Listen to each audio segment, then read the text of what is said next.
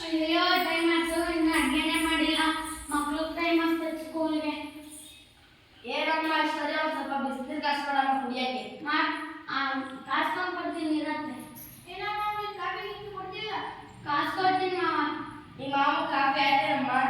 ಹಿಂಗಾಲತ್ತೆ ಬೇಳೆ ಇಟ್ಟಿದ್ದೀನಿ ಬೇಳೆ ಇಳಿಸಿದ್ರೆ ಅರ್ಧ ಅಡುಗೆ ಆಗ್ತೈತೆ